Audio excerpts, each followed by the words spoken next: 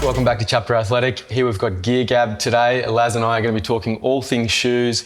We've got everything here spread out, ready to go. We are constantly going back and forth, tinkering with what shoes we like. We're looking at the updates and just want to have a good chat.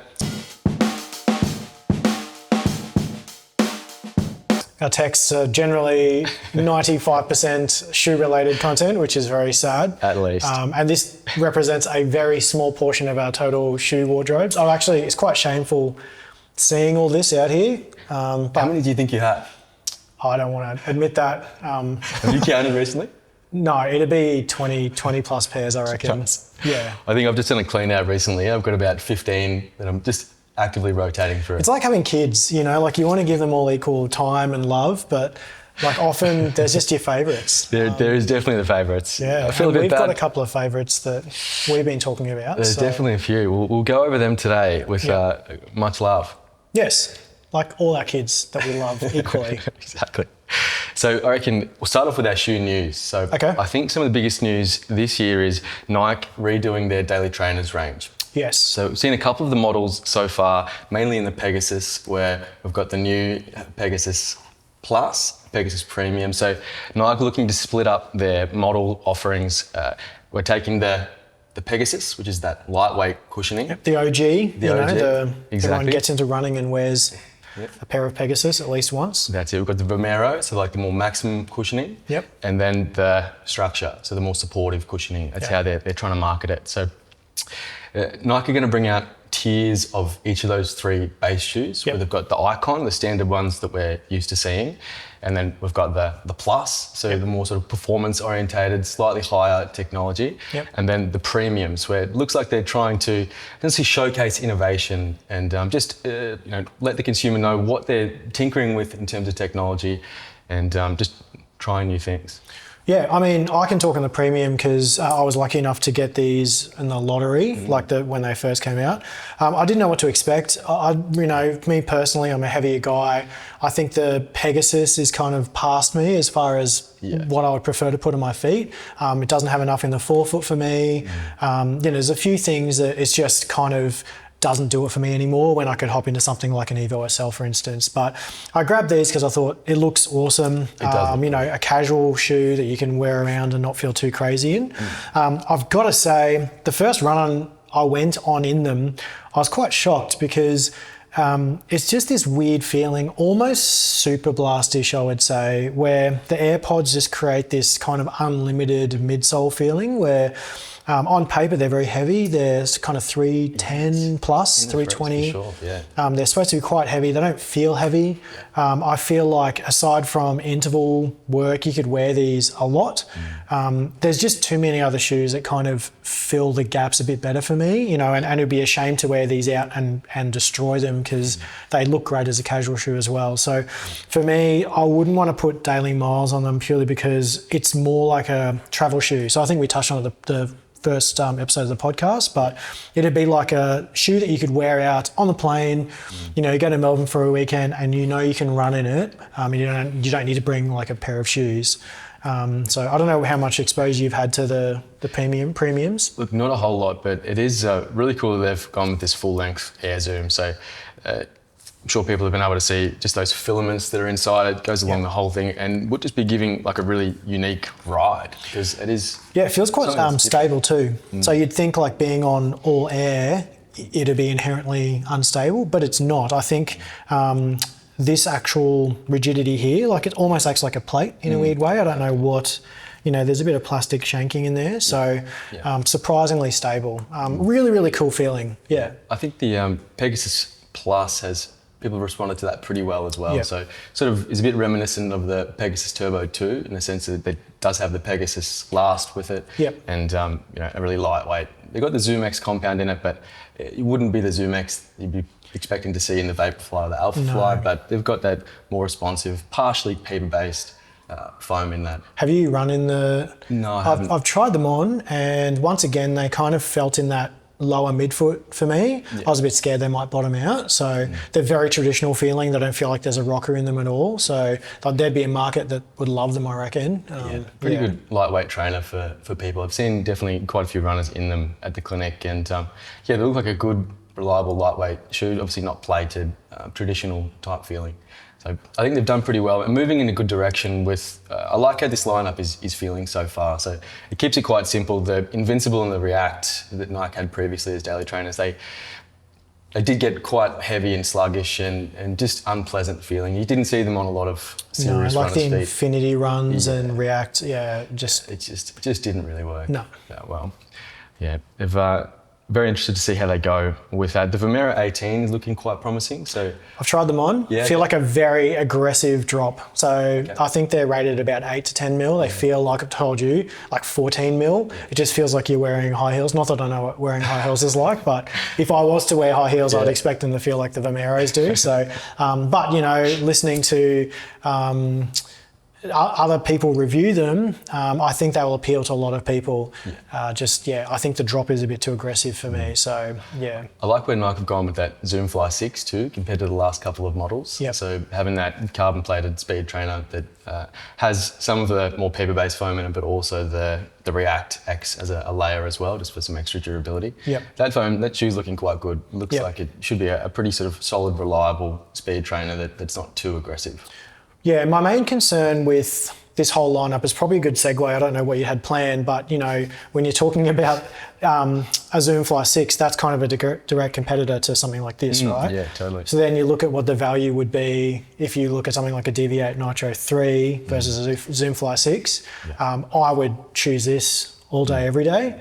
So that's my problem is that, I don't know, Zoom Fly 6 doesn't feel as versatile for me. So yeah, it's great if you want a dedicated interval trainer or something that you do your long runs in, but I feel like something like this still would fill the gap better for me personally anyway. I think so. In other news, I think something that's really interesting lately is that Ironman have officially banned shoes above 40 millimeter stack as of February 2025. So no Superblast, no Skyward X's, no sort of Adidas Prime X. Didn't the guy get done for running in was it Skyward X's? It was Skyward X's, wow. Yeah. So Raj, ultra marathon runner in the USATF, got disqualified, even though he broke a record on that race by a pretty substantial amount. Got disqualified for wearing the Skyward X aren't racing shoes, so I don't know where I sit with that, because it's I guess it was a ultra marathon distance, so pretty slow, but relatively. But do you think it's an advantage? I maybe a little bit. I think there's some research that would say on trails and on long stuff that's relatively slow, there is still a small performance advantage, but nowhere near what you'd expect to see in like a proper super shoe at proper half marathon to marathon type pace. It's all. And they're high too. Like I've got a pair. I wouldn't run trails in them. No, it's pretty. So, I don't know. I've definitely seen a few ankle sprains from the Skyward X. Absolutely.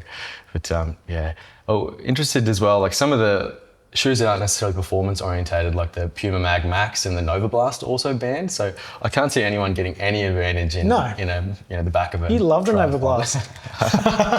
What's the stack on the back of it? Is it 41 or 42 I think or it's something? low 40s. Yeah. Oh jeez, it's not that far off. I definitely don't think you're at a disadvantage. No one's at an advantage wearing a Nova Blast, I don't think. Oh well, you got to draw the line somewhere. Like you can't just say, oh well, everything's okay. So, I think there's got to be some other logic put behind it though, because like a Nova Blast is not going to get you to the finish line quicker than anyone else. Imagine getting disqualified if you're a competitive triathlete for wearing a Nova Blast. Yeah, and I think it's ambiguous enough that maybe manufacturers should look at that.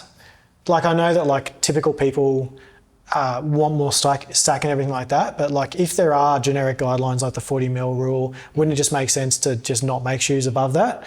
I don't know, that's my thought anyway, because 40 mil is pretty big. Yeah, it definitely is, but at least not to race in them. So it's amazing how much even the normal neutral daily trainers are pushing 40 mils now. How big are these?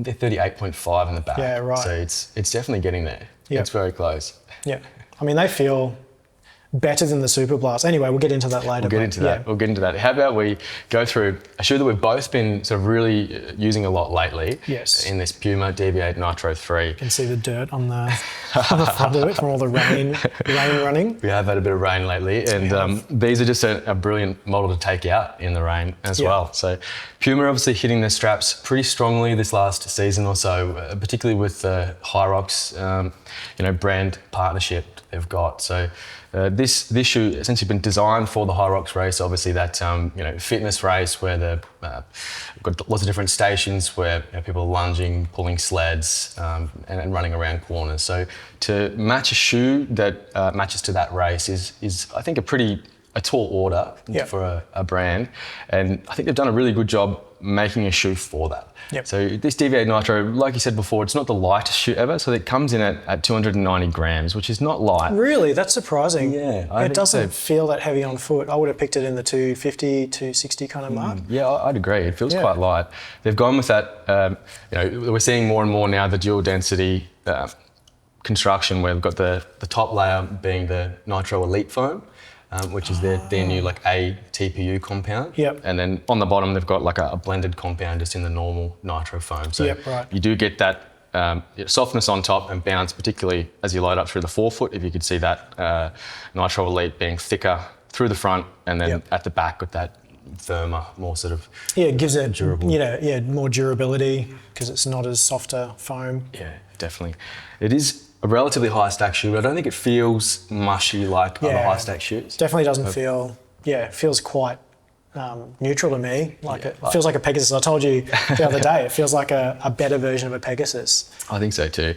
The other thing that's quite interesting about this, having used it for a Hyrox and some Hyrox type training, is that it's amazing how with the shape of that rocker and not having the most aggressive toe spring, that you can actually lunge in the shoe and pull a sled really quite well without feeling like you're wobbling around the place like you could in another trainer that's a bit more performance orientated. I did do a run club in these and we were doing some pistol squats and it was still a bit shaky. So I'd say wall balls are a bit different to single leg stuff, but I'd be tempted to wear these to gym as well if I wasn't doing so much single leg stuff. They are really quite stable and quite good. And the upper. The upper's fantastic. Yes. I reckon for me, the upper is my favourite part about this shoe. We've got to definitely preface this with the fact that it is quite a shallow upper compared to other your toe feels shoes. like up the top there. It feels like a bit... of pressure there, and it is also objectively quite narrow through that forefoot as well. So people with a really broad foot or a really wide foot probably will struggle for fit in this shoe. The redeeming features about it though is that there is some eyelets here on the side that you can actually take out. People haven't seen this before, but you can actually unlock that one, and that will just give you a bit more spread through the dorsal foot. My foot is not a high volume foot, so it's not really. It's not. The other thing that I do like about this upper is that it is quite elasticated. So you put it on, it feels tight, but you can actually run in it and then actually tie it up some more once it gives and even the tongue, out. the inflation, it's gusseted, but it's not crazy, but it just sits really well. It's thick enough, but it breathes. I don't know. It's just done really well. Definitely. I found the lockdown in it really, really good. So I do like a relatively high upper on the side for me personally, and then I can lock this shoe down and just feel so secure. Do you use your orthotics in here? No, I haven't used any orthotics for a long time, but I think you probably would be just fine sitting a low profile orthotic into the shoe, as long as it wasn't too thick towards the front. Nice. So I think I've really enjoyed this really for these wet sessions lately. We've had a lot of rain recently, and I've did a Alfie coming in. That's right. I did a pretty solid tempo last week in this shoe in the rain, and I was just blown away by how secure I felt with each step. I didn't feel like I was going to lose traction at any point. Similar in the Hyrox race, pulling the sleds and things, you really do get locked into the ground with that Puma grip. So I reckon that's a really strong feature that Puma. Yeah, I would agree. With Cyclone Alfred, hanging around, there wasn't much of an opportunity to run in a dry environment. So I ended up doing an interval session around an 800 metre kind of park near me. And normally in the dry, shoes feel a bit sketchy because it's that pavement that's pebbly, bit of ground pebbles. And this thing, I just felt like I could continue to push as hard as I wanted to, and it just never felt like it was going to give way. So I don't know what Puma have put into the Puma grip, but it's something else. It's go-to in the wet, I would say. Definitely, and it is slightly heavier, like we mentioned there before. But I feel like for a shoe that you can definitely tempo in, it does save. It just feels quite solid, from start to finish. It is a little bit of a firmer foam they've got in the. Yeah, in this I'd say like the ride out of all of it, the ride probably lets it down the most because it's an unremarkable ride. But it's solid, like it's boring and consistent, and that's it. I think it's not terrible, but No, it doesn't have the magical feeling of like a Peg Premium or a Evo SL. Totally, and I think that that consistent and reliable ride is something I find quite comforting towards the end of something that is a bit longer or a bit more intense, where I feel like the shoes just got me, and I feel like that's what this Deviate Nitro does really well. Yeah, I think it's probably not for people who are looking for like that, really like the Nike bounce, where they just want something that's crazy bouncy. No. It's probably not for people with a broader foot, so there'd be a lot of people who are not going to agree with it. Yeah. But I think for somebody maybe with a lower volume foot that's not wide, that likes a firmer foam, and likes something that's reliable and secure. It's not super expensive either, at $250. No, I got $200 at Rebel, so it's pretty easy to get a really decent shoe for cheaper than the Adidas at the moment. So and I've seen some of these come into the clinic with like 1,000 Ks on them who are doing pretty well. And wow. The people haven't even really been that keen to replace them. They're hanging on to them. So I think for durability as well, it gets that extra bit of points for me. Nice. Okay. Next on the agenda? Next on the agenda, we have these super trainers that we are going to compare. So we've got the Superblast 2 and the Adidas Adizero SL. Maybe Adidas are the worst ones at the naming thing. It's getting a bit wild, isn't it? So we'll move these couple over. We'll move them around. It's kind of fun. It's like playing with trains. Okay, so we've got the Adidas Adizero Evo SL, is that right? That is. Yeah. Versus the ASICS Superblast 2. Exactly. So we've got two of the super trainers from two of the leading models, both a lot of hype behind these shoes. Yep. The Superblast obviously came in a couple of years ago with the Superblast 1. Yep. Essentially pegged as like the premier long run shoe. Yep. I think it's also been a great like marathon shoe for like a 4-hour marathon runner, a non-plated shoe with essentially a full midsole of like really high technology foam. Yeah. So Superblast 2 done very well in terms of it's on a lot of feet at the moment. Yeah. And very highly commended. And then we've got this new model, as we say, the Adidas SL. So what they've done here with this shoe is bit of dirt on mine from using them. Since Adidas dropped the Evo, like the top tier racing shoe last year, they've decided they want to make a daily trainer sort of version, something that copies the aesthetic and the geometry of that shoe, but using the midsole technology from the previous model's racing shoe, the Adios, Evo 1. the Adios Pro 3. So that's the midsole, the Adios Pro 3, sure. in terms of the foam, the Light Strike Pro, that compound, and then using similar geometry to the Evo, but just a bit less aggressive for obvious reasons. Because it is that more daily trainer. So in terms of stats, Evo SL 38 mils in the back, 32 in the front for a 6 mil drop. Again, it's that full Light Strike Pro, which is a TPEE compound. It is a little bit sort of narrow in the midfoot, like a shoe that you'd expect to be able to go fast. The upper is generally quite a roomy, spacious upper. There's quite a bit of room in the front. You can definitely tell when you put this on that it's not like a race fit. No. It's definitely designed more for durability. I've got thoughts on the upper, but yeah. We'll definitely get there. Yeah.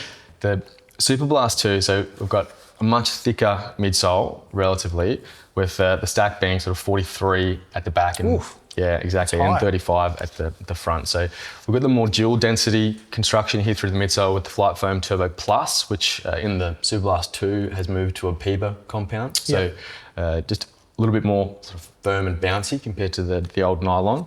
And then the little strip of EVA Flight Foam Plus at the bottom. So just something to, again, make the shoe a little bit more stable when you hit the ground, so it's not sort of rolling and sort of moving everywhere. So let's put these two together. So in terms of the fit, what are your thoughts compared to the two? fit, I have to separate fit and ride. Fit, I would say the upper is really good. I'd say the upper is much better on the Superblast 2. ASICS have been doing shoes for a long time, and I feel like they know how to make a material that sits well. The tongue sits well.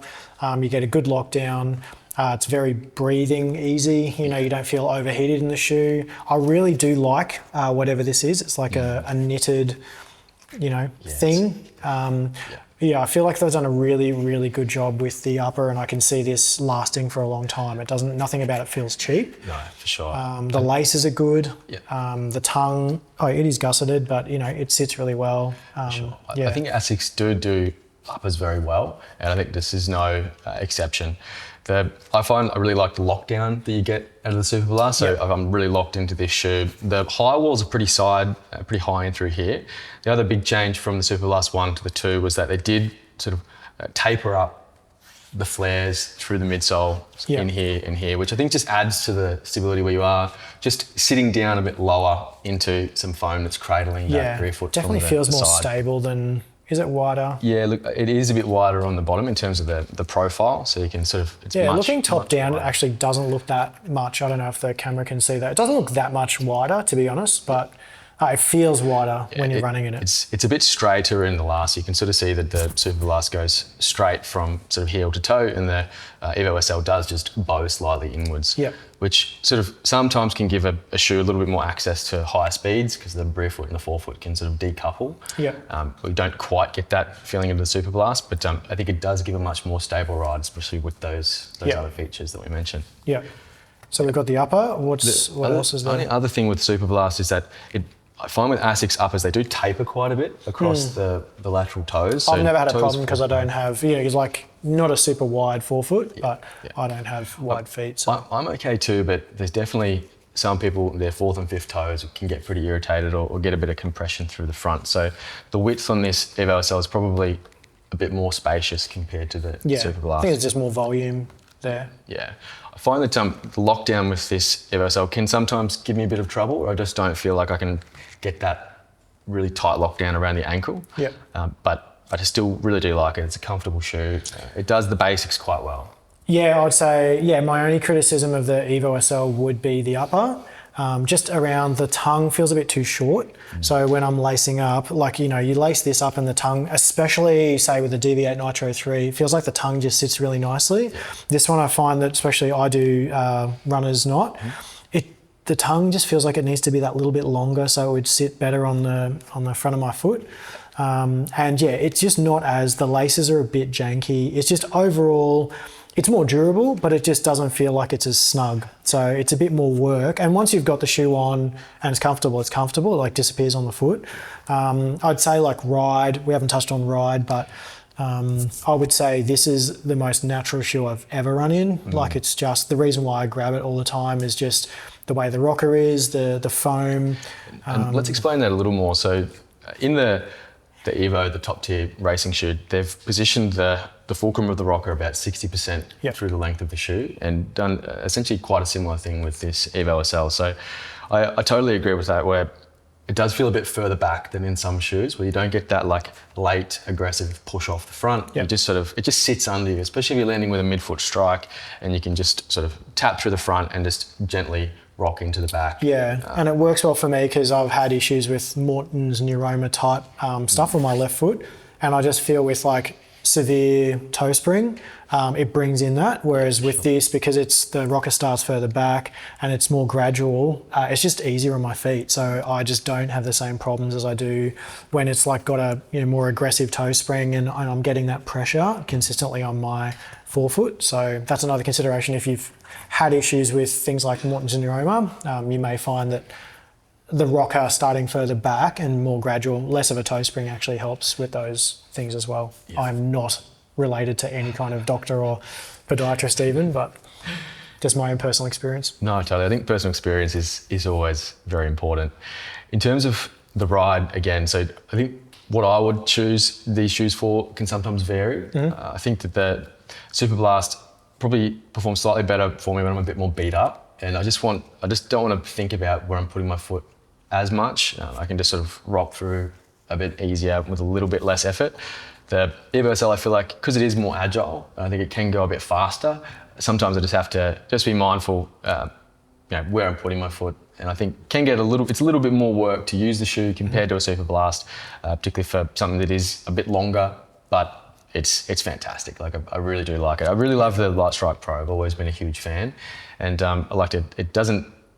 It's relatively stiff, like through this SL. Yeah. Surprisingly stiff considering the foam. It is definitely not as stiff as a Superblast. Like you can't move a Superblast. Like it's still, this thing is like just, pretty firm. It is really solidly stiff. I think my only thing about the ride with Superblast is at lower speeds it feels quite janky. Yeah. Like it's not as smooth. Yeah. It kind of feels like your foot is on the forefoot and the heel, and there's this middle bit that kind of doesn't sit right. Whereas this is the opposite. It feels like there's like a massive slab of foam under your midfoot that just kind of rolls through.